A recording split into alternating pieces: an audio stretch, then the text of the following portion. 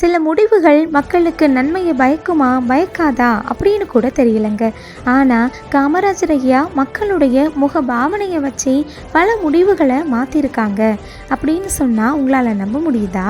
காமராஜர் ஐயா மக்களை சந்திக்கிற பொதுக்கூட்டத்தில் மேடையில் வெளிச்சம் அதிகமாகவும் மக்கள் பக்கம் வெளிச்சம் கம்மியாகவும் இருந்தால் பயங்கரமாக கோவப்படுவாங்க.